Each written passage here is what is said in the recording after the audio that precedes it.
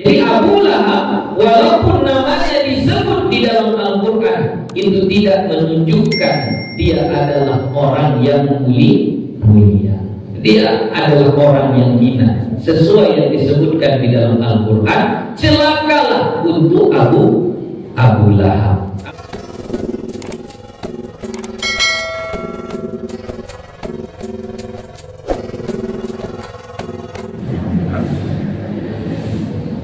Bismillahirrahmanirrahim. Assalamualaikum warahmatullahi wabarakatuh.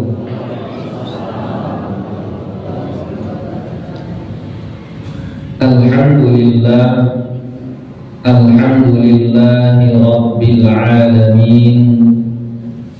Wassalatu wassalamu ala nabiyil karim wa ala alihi wa sahbihi ajma'in. Rabbi shrah li sadri wa yassir li amri wahlul 'uqdatam min lisani yafqahu qawli. Rabbi yassir wa la tu'assir, Rabbi atmim bil khair, wa la hawla wa la quwwata illa billahil aliyyil azim. Alhamdulillah, puji syukur kita kepada Allah Subhanahu wa ta'ala. Pada pagi hari yang berbahagia ini, kembali Allah pertemukan kita dalam nuansa yang penuh dengan keberkahan majelis ilmu. Semoga kita semuanya senantiasa mendapatkan hidayah dan inayah dari Allah Subhanahu wa ta'ala. Salawat beriring salam kepada Nabi Muhammad sallallahu alaihi wasallam dengan lafaz Allahumma salli wa sallim ala sayyidina Muhammad wa ala ali sayyidina Muhammad. Semoga kita semua mendapatkan syafaat dari beliau nanti di hari yaumil akhir. Amin ya rabbal alamin. Bapak-bapak, ibu-ibu yang dirahmati oleh Allah Subhanahu wa ta'ala, insya Allah pada pagi ini kita akan lanjutkan kembali kajian kita seputar memahami Al-Quran, yang alhamdulillah pada pagi ini kita akan masuk kepada surah yang keempat dari ujung, yaitu surah Al-Lahab, ya, atau bahasa nama lainnya surah Al-Masad, ya. Atau ada juga yang mengatakan surah Tabbat. Ada juga yang mengatakan surah Tabbat yada abi lahabin wa tabb. Ya, terserah mau pakai nama yang mana. Semua nama yang empat itu ada tercantum di dalam ayatnya, ya, baik Al-Lahab ataupun Al-Masad dan seterusnya. Kemudian seperti biasa kita akan membahas terlebih dahulu status daripada surah ini. Dia adalah surah Makkiyah bil ittifaq. Sepakat semua ulama mengatakan surah ini adalah surah Makkiyah. Apa yang dimaksud dengan surah Makkiyah? Kita ulangi kembali. Makkiyah adalah surah atau ayat yang diturunkan sebelum Nabi hijrah ke Madinah. Jadi setiap ayat atau surah yang diturunkan sebelum Nabi hijrah ke Madinah, maka disebut surah itu surah Makkiyah. Tapi kalau surah itu turunnya setelah Nabi hijrah ke Madinah, maka surah tersebut disebut dengan surah Madaniyah. Nah, surah Al-Lahab ini sepakat semua ulama mengatakan surah ini adalah surah Makkiyah. Kenapa? Karena surah ini diturunkan pada tahun ketiga, menurut satu pendapat tahun keempat dari Nabi diangkat menjadi Rasul. Jadi masih di awal-awal dakwah. Jadi dari tahun pertama Nabi berdakwah, itu dakwahnya sembunyi-sembunyi, tidak terang-terangan, belum banyak orang yang tahu. Hanya orang-orang yang sangat dekat dengan Nabi, hanya orang-orang yang sangat dipercayai Nabi, itulah yang diajak Nabi, diberikan pemahaman, dikasih tahu bagaimana sebenarnya agama Islam ini dan siapa Tuhan yang harus disembah. Itu awal dakwah Nabi, yaitu dakwah sir namanya, dakwah secara sembunyi-sembunyi, ya. Sama kayak sholat sir, ya. Jadi sholat sir itu bukan bacaannya di dalam hati, tapi apa? Bacanya tidak kuat, cukup kita saja yang dengar, cukup telinga kita saja yang dengar. Maka dakwah sir begitu juga, bukan berarti diam. Nabi tidak ada berdakwah, bukan.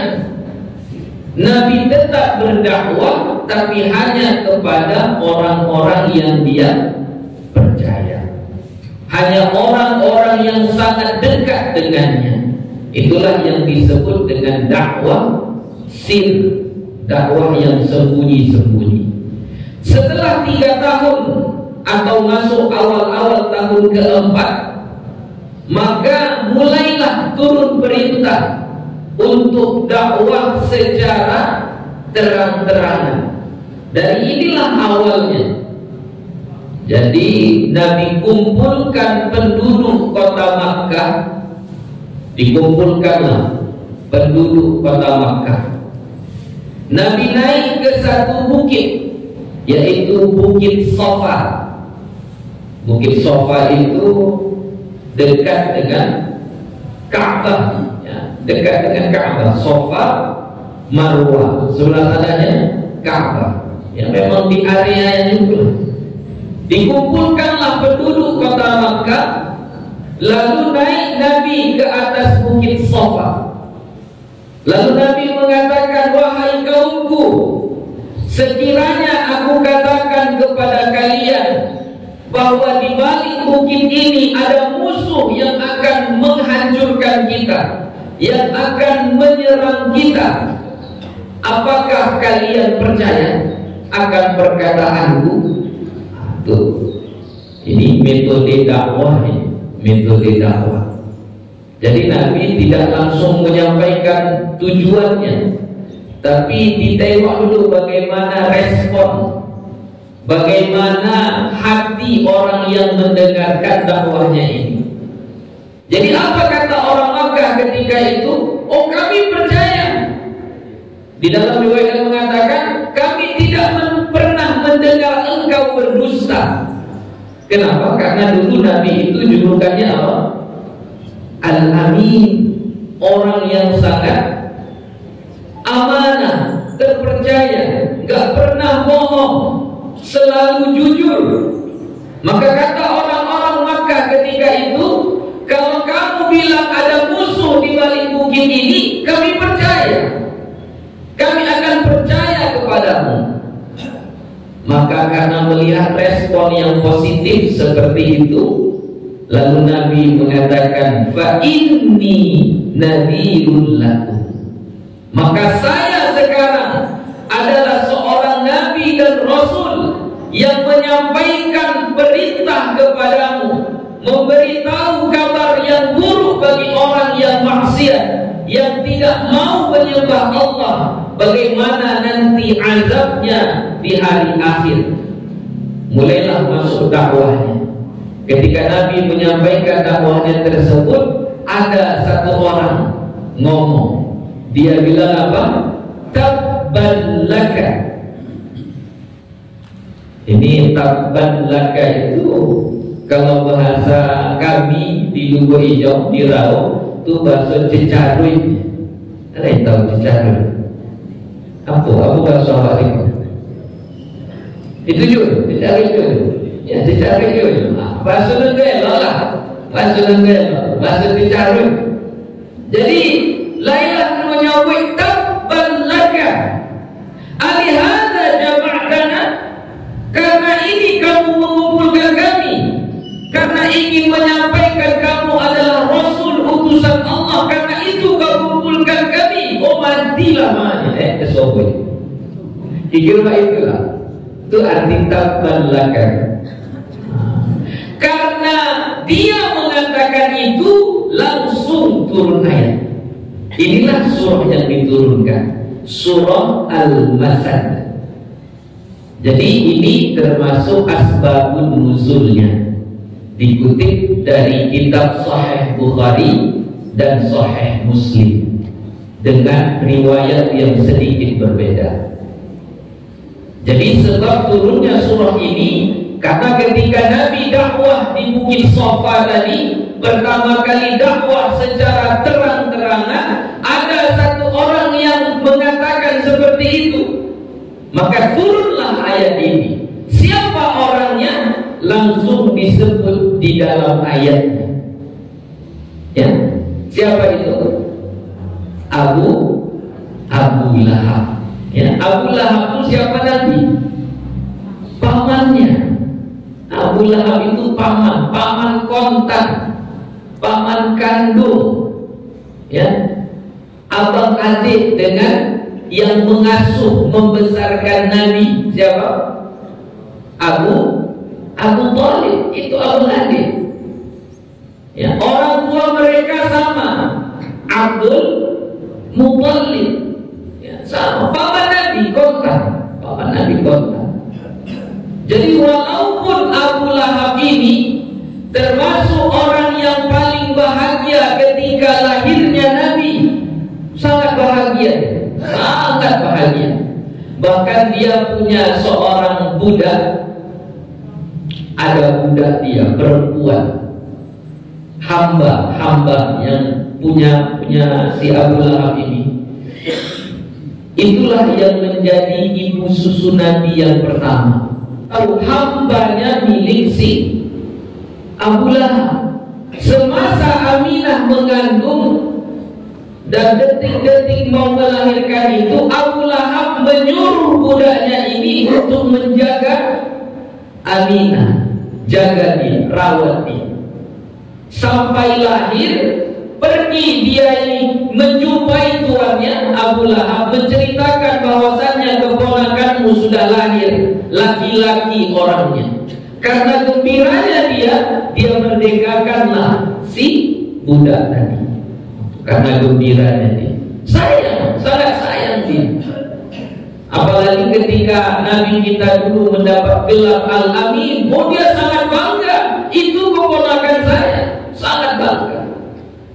Tapi ternyata ketika Nabi berdakwah mengatakan dia adalah utusan Allah, ternyata orang yang pertama mengubah itu adalah paman yang mencintainya tadi, Abu Lahab. Nah, dari sini kita dapat satu pelajaran bahwasanya cinta manusia itu tidak abadi. Sayang manusia itu ada batasnya. Kasih kita itu bisa berubah. Jadi makanya jangan terlalu cinta. Cukup cinta kita itu karena Allah. Dan begitu pula jangan terlalu benci. Ya, jangan terlalu benci. Karena tidak tahu nanti ternyata yang kita benci itu dialah yang membantu kita. Jadi Bapak Ibu yang dirahmati oleh Allah, jadi Abu Lahab ini dialah orang yang pertama menghujat, mencaci maki dakwah Nabi. Maka langsung turunlah ayat ini, turunlah surah ini, dan itulah yang menjadi asbabun nuzul daripada surah ini. Bapak-bapak, ibu-ibu yang dirahmati oleh Allah Subhanahu wa ta'ala. Kemudian sebelum kita bahas lagi, biasanya mulai. Ayatnya. Ini ayatnya ada 5 ayat. Kalimatnya itu ada 20 kalimat. Hurufnya ada 77 huruf. Ya, surah Al-Masad itu yang ayatnya ada 5, itu hurufnya sebanyak 77 huruf. Ya. Oke, kita baca terjemahan berikut dengan keterangannya. Tabbat yada Abi Lahabin wa tabb. Ya, tabbat yada, celakalah. Yada, kedua tangan. Ya, kedua tangan. Abi Lahab, kedua tangan Abu Lahab. Wa tabba, dan celakalah ia. Itu kata celakanya diulang 2 kali. Jadi kalau diulang 2 kali itu bermakna taukid atau menegaskan bahwasannya Abu Lahab ini benar-benar celaka, ya, benar-benar celaka. Jadi walaupun namanya disebut di dalam Al-Quran, itu tidak menunjukkan dia seorang yang istimewa, seorang yang baik, seorang yang mulia. Ya. Pernah berjumpa dengan saya, ya, mungkin ini termasuk orang yang seperti apa ya, kalau saya bilang orang yang terpengaruh dengan faham liberal. Dia mengatakan Nabi Muhammad itu tidak mulia. Dalam Al-Quran nama dia cuma 4 kali disebutkan, kalah dengan jumlah Nabi Musa. Nabi Musa banyak namanya, berulang-ulang disebutkan di dalam Al-Quran. Jadi saya bilang, penyebutan nama di dalam Al-Quran itu tidak menunjukkan seseorang itu mulia. Sering pun diulang-ulang di dalam Al-Quran namanya, bukan menunjukkan nama dia orang yang mulia. Tidak. Fir'aun sering namanya disebut di dalam Al-Quran, bukan berarti dia orang mulia, orang ahli surga. Tidak. Jadi jangan kita berpikir setiap disebutkan di dalam Al-Quran, oh ini mulia karena Al-Quran adalah kitab mulia. Bahaya. Itulah yang memahami tanpa ilmu. Makanya pernah dulu saya pergi bersama guru saya waktu masih di pondok. Guru saya ini pergi diundang untuk menabalkan nama seorang anak. Anaknya perempuan. Jadi ketika mau menabalkan nama, ditanyalah siapa nama anaknya, kan gitu. Jadi apa kata orang tuanya? Nama anak kami cari dalam Al-Quran. Wah, Masya Allah, bagus. Siapa nama anaknya, Pak? Kata guru saya, namanya Fahisha. Fahisha. Waktu itu saya nggak tahu, masih anak-anak, masih kelas-kelas 4 atau kelas 5, lupa saya itu, di Purba, kira-kira kelas 1 atau kelas 2 aliyah. Belum tahu arti fahisha, di ayat mana dia dapat, belum tahu. Pokoknya dia katakan di dalam Al-Quran dijumpakan kata fahisha. Tapi yang saya lihat, guru saya tadi tersenyum. Lalu dia bilang, tukar saja, jangan fahisha. Walaupun fahisha itu ada di dalam Al-Quran, itu artinya tidak baik. sedangkan nama itu adalah doa. Tapi orang tuanya ini tidak, agak berat menerima karena udah rasa dia enak didengar namanya fahisyah, gitu kan? Dengar, enak mendengarnya, gitu. Baru dibacakan Ustaz itulah, ini ayatnya ini, wala taqrabuz zina innahu kana fahisha. Jangan kamu dekati zina karena zina itu adalah fahisha. Apa fahisha? Perbuatan yang amat tercela. Jadi itu fahisha artinya tercela, yang sangat tercela, yang sangat buruk. Itulah fahisha. Masa mau dinamakan anak kita fahisha? Karena kurangnya ilmu. Dia pikir kalau ada di dalam Al-Quran udah cantik lah itu. Ada dalam Al-Quran udah cantik lah itu. Tidak, ya. Karena di dalam Al-Quran itu ada menyebutkan nama orang baik, ada menyebutkan nama orang jahat. Ada artinya tentang sesuatu yang mulia, ada artinya tentang sesuatu yang hina. Ada menyebutkan surga, ada menyebutkan neraka, ada menyebutkan nikmat, ada menyebutkan azab. Jadi itu sudah semuanya di dalam Al-Quran itu. Tinggal kita menjadikan itu sebagai pedoman dalam kehidupan kita. Jadi Abu Lahab walaupun namanya disebut di dalam Al-Quran, itu tidak menunjukkan dia adalah orang yang mulia. Dia adalah orang yang hina. Sesuai yang disebutkan di dalam Al-Quran, celakalah untuk Abu Lahab. Abu Lahab ini kunyah, kalau dalam sebutan istilah orang Arab itu disebut dengan kunyah. Kunyah itu adalah nama yang dimulai dengan kata abu atau ummu, ayah atau ibu.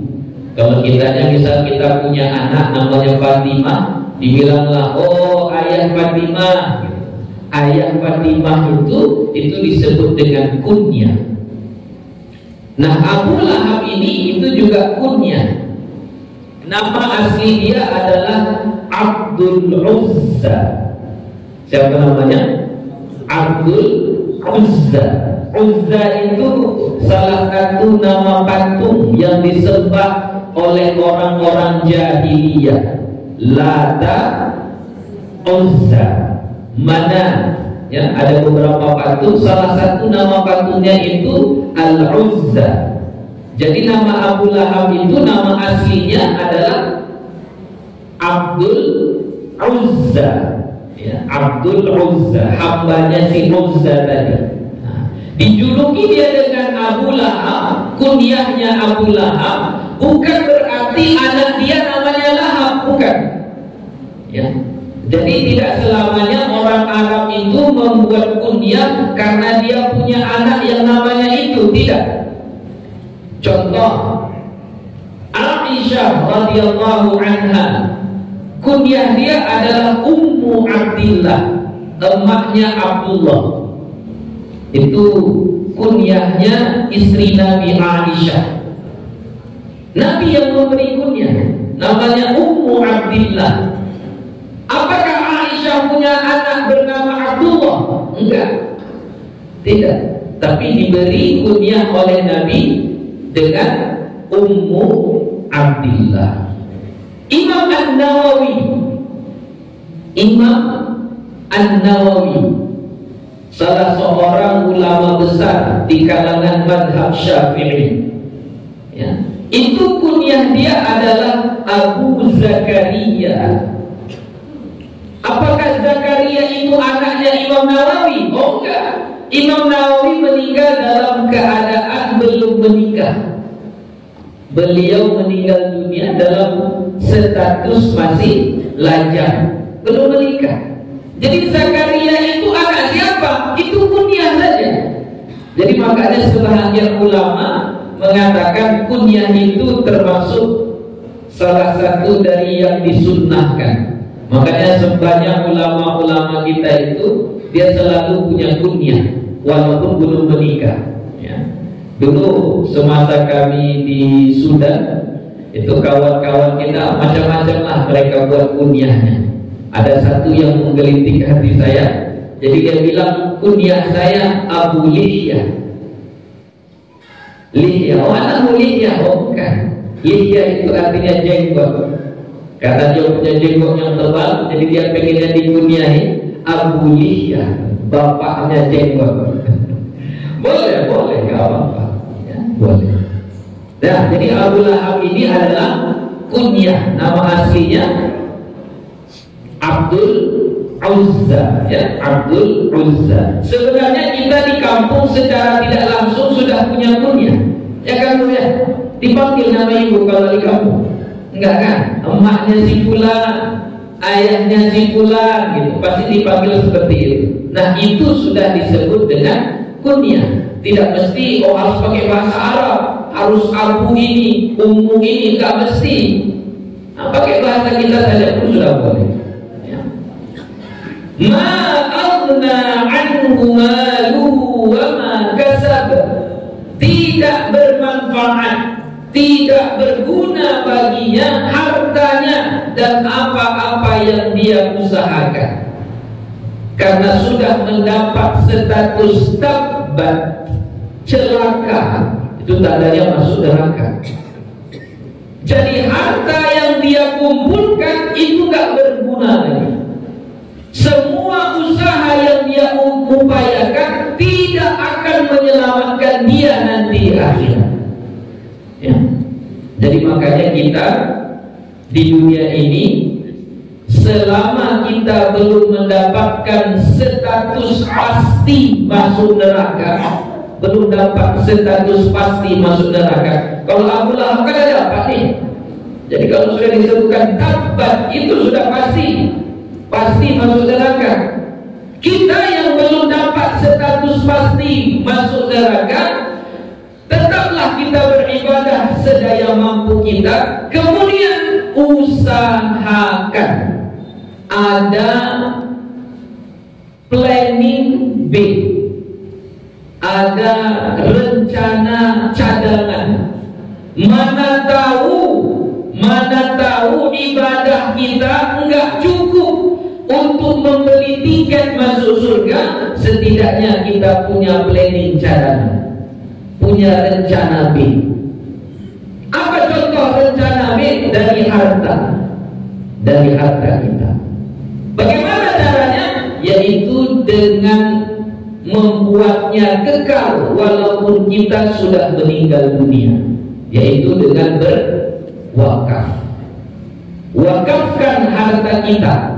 Kalau kita wakafkan, maka walaupun kita meninggal dunia, insya Allah pahalanya terus akan mengalir. Maka itu nanti akan bermanfaat bagi kita selama kita belum dapat status pasti masuk neraka. Tapi insya Allah kita tidak akan dapat status ini. Ya, itu orang-orang yang hidup di zaman Nabi yang bisa memastikan seseorang pasti masuk surga, pasti masuk neraka. Siapa? Nabi Muhammad SAW. Kalau kita bisa kita pastikan, misalnya ada seseorang dia muslim, kemudian dia murtad, bisa kita bilang kamu pasti masuk neraka? Bisa? Belum tentu. Mana tahu 2 tahun kemudian dapat hidayah lalu masuk Islam dia kembali? Kita tidak tahu. Ya. Sahabat-sahabat saja di zaman Nabi, ya, di zaman Nabi ada orang yang beriman dengan Nabi lalu murtad dan tidak masuk Islam lagi dan mati dalam keadaan kafir, maka itu tidak disebut sahabat lagi, walaupun di awalnya namanya dia sahabat. Ada lagi sebagian sahabat itu dia masuk Islam di zaman Nabi, dia Islam, beriman, kemudian ketika meninggal Nabi dia keluar dari agama Islam, tapi beberapa tahun kemudian dia Islam lagi, masuk lagi ke dalam agama Islam, tapi statusnya tidak disebut sahabat lagi. Kenapa? karena dia dianggap tidak bertemu dengan Nabi. Yang pertama itu dulu dihapuskan karena sudah murtad. Jadi dia statusnya sebagai tabi'in. Kenapa? Karena pada keislamannya dia bertemu dengan sahabat. Ada juga sahabat itu awalnya Islam, kemudian dia tengah-tengah keluar dari agama Islam, kemudian semasa Nabi masih hidup dia masuk Islam lagi. Ada, itu di zaman Nabi pernah terjadi seperti itu. Nanti kita bahas beberapa waktu ke depan, insya Allah. Itu salah satunya ada pembahasannya di dalam kitab Al-Ashbah wa Nadhair karangan Imam As-Suyuti. Ya, nanti di lain waktu kita bahas. Ini waktunya sudah mau habis. Kalau belum dapat status wajib itu, berarti kita masih berpeluang masuk ke dalam surga. Nah, peluangnya dengan ibadah kita. Tapi jangan pernah merasa cukup hanya dengan ibadah kita. Harus punya rencana B. Mana tahu enggak cukup, adalah planning tambahannya supaya tetap selamat. Salah satunya dengan harta kita, yaitu bagaimana kita wakafkan. Kemana wakafkan? Terserah. Ke masjid boleh, ke sekolah boleh, ke rumah sakit boleh, bahkan ke WC umum pun boleh. Berpahala ya berwakaf untuk WC umum. Oh, berpahala. Ada satu kampung gak ada airnya, kita berwakaf untuk sumber air di kampung itu. Berpahala gak? Oh, pahala. Itu wakaf namanya. Ya. Kemudian yang kedua, usaha kita. Ya, misalnya sholawat. Kita bersolawat kepada Nabi setiap hari. Nggak cukup ibadah kita, ya mudah-mudahan nanti Nabi memberikan syafaat kepada kita. Itu termasuk planning B. Lanjut, sayasla naran dzata lahab. Nanti Abu Lahab ini akan masuk ke dalam neraka. Nerakanya itu dzata lahab, apinya menyala-nyala. Ini kriteria atau sebahagian ciri-ciri daripada neraka. Lahab itu artinya menyala-nyala, ya, terang benderang, ya, menyala-nyala. Jadi makanya sebahagian daripada ulama menceritakan sejarah dia dapat kunyah Abu Lahab itu, satu karena ini dia masuk ke dalam neraka yang apinya lahab. Ada pula yang mengatakan Abu Lahab itu karena muka dia memang bercahaya, memang ganteng orangnya. Abu Lahab ini memang ganteng, tampan, makanya dia disebut dengan Abu Lahab. Lahab mukanya itu bercahaya, menyala-nyala gitu. Tapi kata Imam Az-Zamakhsyari, sebutan Abu Lahab laisa lil ikram, bukan untuk memuliakan dia, tapi untuk menghinakannya. Berarti maksudnya yang ini, api neraka. Wa imra'atuhu hammalatal hatab, dan istrinya, maksudnya istri Abu Lahab itu juga sama masuk ke dalam neraka. Kenapa masuk ke dalam neraka? Karena dia juga mengkompori suaminya untuk membenci dan memusuhi memusuhi Nabi Muhammad SAW. Jadi makanya ini penting kita sadari, di dalam rumah tangga kita ini gak sendiri, kita berdua. Jadi ini maunya harus saling dukung, saling bantu-membantu, saling tolong-menolong. Di tengah malam yang bangun istri, dia sholat tahajud, jangan sholat tahajud sendiri. Bangunkan suami kita supaya mereka pun ikut sholat tahajud. Atau suami yang bangun tengah malam, istri gak bangun, ya bangunkan mereka supaya sama-sama sholat tahajud. Jadi harus sama-sama. Pergi ngaji, misalnya yang rajin cuma istri saja, laki gak mau, ya ajak lakinya, ayo kita ngaji. Di sana ada pengajian, di sana ada ceramah, di sana ada kajian kitab. Atau sebaliknya, suaminya rajin tapi istrinya gak mau, selalu aja saling mendukung, saling mengingatkan. Ya, ini contoh di dalam Al-Quran yang saling mendukung tapi dalam bentuk kejahatan. Ini si istri Abu Lahab. Istri Abu Lahab ini kunyahnya Ummu Jamil. Ummu Jamil, namanya si Jamil. Ya. Nama aslinya Arwa bintu Harbin bin Umayyah. Saudara kandung sama Abu Sufyan. Ya, Abu Sufyan sama Arwa ini istrinya Abu Lahab tadi, itu kakak adik. Ya. Hammalatal hatab, pembawa kayu bakar. Maksud pembawa kayu bakar ini bukan berarti kerjaannya tukang ambil kayu, bukan. Ya. Ini Abu Lahab itu tokoh di kota Makkah, orang terpandang. Jadi istrinya bukan tukang ambil kayu bakar. Maksud hammalatal hatab itu banyak versi ulama menafsirkan. Salah satunya adalah dia mengambil kayu-kayu berduri, dia lemparkan ke jalan-jalan, di jalan yang dilewati oleh Nabi kita Muhammad sallallahu alaihi wasallam. Jadi selalu mengumpulkan kayu, membawa kayu-kayu yang berduri, lalu dia susun di jalan yang selalu ditempuh oleh Nabi Muhammad sallallahu alaihi wasallam. Itu menurut satu riwayat. Makanya dia disebut hammalatal hatab, pembawa kayu bakar. Bukan berarti kerjaannya itu, tidak. Bukan itu kerjaannya. Ya. Fi jidha hablum min masad, di lehernya terikat tali min masad. Masad itu kalau di terjemahan, kalau di sini saya lihat dari sabut, ya. Jadi masad itu tidak selamanya sabut. Yang penting sesuatu yang dipintal, yang di apa namanya?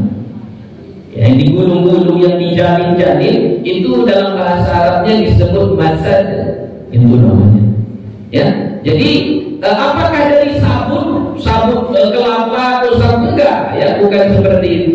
Ini kinayah sebenarnya. Kinayahnya adalah dulu dia mempunyai kalung yang sangat mahal, kalung yang sangat berharga, tapi dia jual kalung itu untuk membayar biaya membunuh Nabi Muhammad sallallahu alaihi wasallam. Maka ditukarlah kalung yang berharganya tadi itu dengan sebutan masad, yaitu kalung yang terbuat dari sesuatu yang gak berharga. Bukan berarti dia pakai seperti itu, pergi ke tengah kota Makkah pakai kalung yang ada sabutnya, enggak. Ya, jangan berpikir seperti itu. Ini istri orang yang terpandang di kota Makkah, masa kalungnya kalung dari sabut? Enggak, ya. Jadi maksudnya itu apa? Itu kinayah bahwasanya dulunya dia itu punya kalung yang sangat mahal, tapi ketika memerangi dakwah Nabi, dia rela menghabiskan semua hartanya untuk mengalahkan dakwah Nabi, untuk membunuh Nabi.